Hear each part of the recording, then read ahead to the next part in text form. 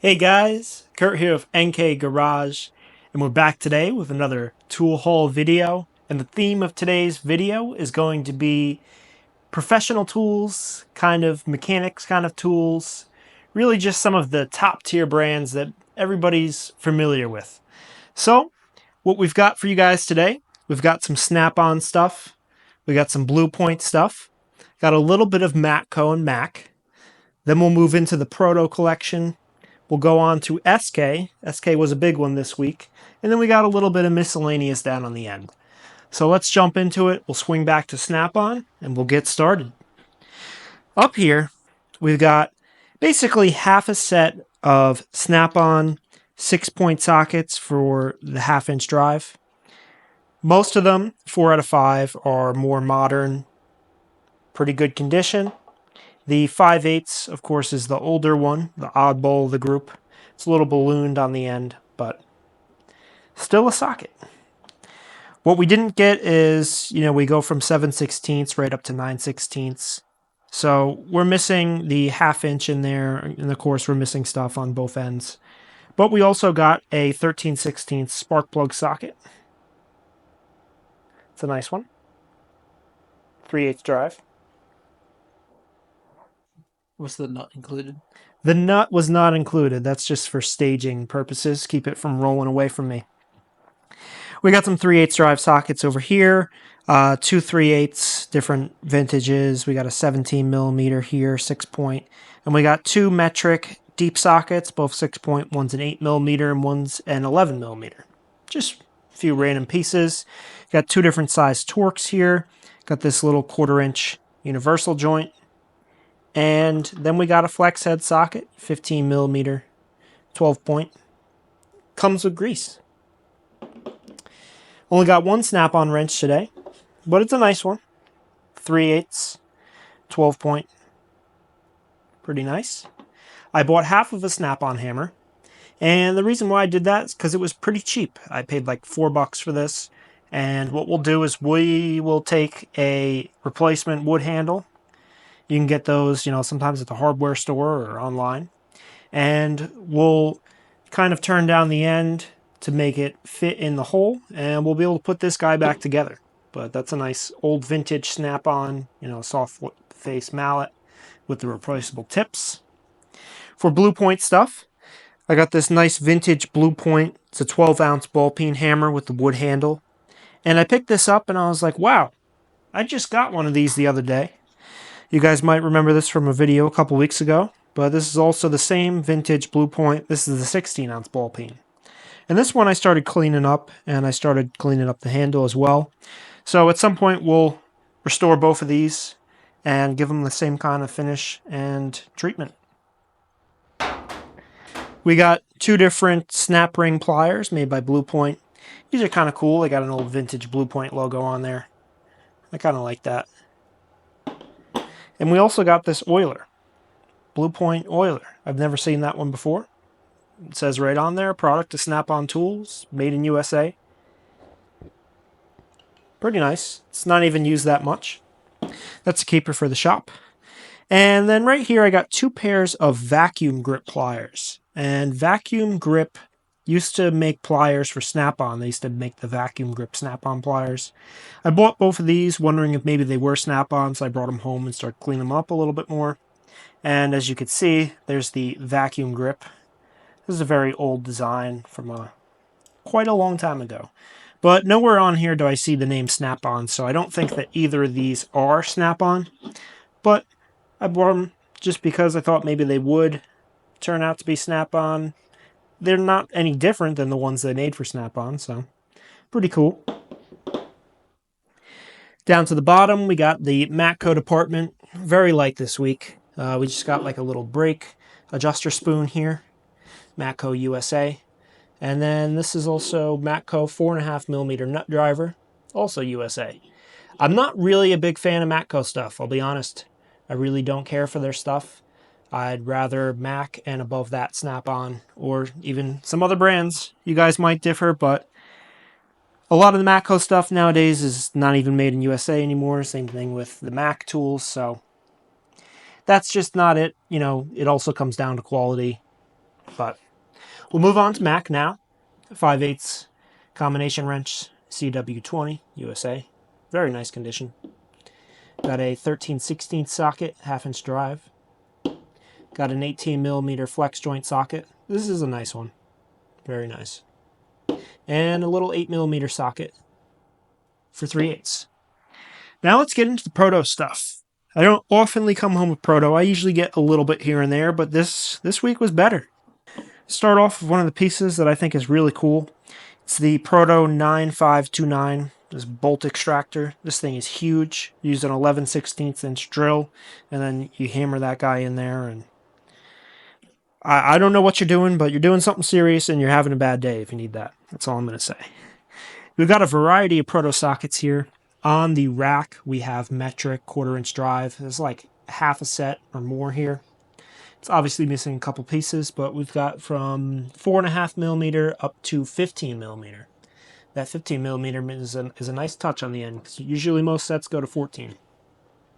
Then we got some 3/8 drive stuff over here. This is all SAE, just various pieces. There's like half a set of this 12-point SAE sockets here. This was pretty cool. Proto Phillips number 4 for 3/8 drive. That's a good one to have. We'll go swing back up top. I got this hammer, and then I cleaned it up. I don't know if the camera will pick that up, but it says Proto right there. I can't read the part numbers or anything. But it says something like 32-P, and then it says USA under there. Nice big ball peen. It's got kind of like a hexagonal or octagonal wood handle on it. Got a Proto Challenger screwdriver here, a little flat blade. It's actually the first Proto Challenger screwdriver I've gotten with this yellow handle. And a Proto pair of slip joint pliers. And then we'll finish off with the wrenches down here. We got 2 open-end wrenches, one chrome, one of the industrial finish, and 2 combination wrenches. The one on the bottom is a Challenger. So that's it for Proto. We'll move on to SK. SK was the winner this week. Really a lot of great stuff. We got some combination wrenches up top, all SAE for these old style raised panel. It's, half to maybe 3/4 of a set. We got 5/16, 3/8, 5/8, 11/16, 13/16, and 15/16. Still missing a couple pieces, but halfway there. Got this 16mm full polish chrome. It's not in the best condition. It does have a little bit of surface corrosion here. It had a spot here I cleaned up. But 16mm is a good size, good replacement piece. And then we got the 7/16, full polish as well. 2 open-end wrenches with the SK Electrolyte, and then a double box SK Wayne. And we got one ratchet this week. We got the SK 48975. I don't know about you guys, but I think that looks a little bent to me. I think it's just a little bit bent, like it goes kind of curves up here. I don't know what somebody was doing with this. But nice round head ratchet, high tooth count, fully functional. I think I got this for like $1, so that was really a good steal, even if it is a little bit bent. But we can probably put it on the press and punch down on that just a little bit, just get it back to looking straight again. Got 2 pairs of tongue and groove pliers. We've got the SK 7410 and the SK 7510. Obviously, this one is quite pitted and rusted, but it'll be fun to clean that up. This guy's a little bit dirty, but he'll clean up even better. Got an assortment of sockets. We got a 3-inch extension here, and just a bunch of random sockets, all SK, of course. And then, this guy got away. On the bottom, this was pretty awesome. You don't see this kind of thing every day, especially at the flea market. This is a 13-piece set of new old stock. That's what the guy said. I mean, the wear on there is barely anything, probably just from, rolling around and going back and forth to the flea market. I got this whole set for $30, 13-piece new old stock. I mean, we got the jumbo flatheads over here.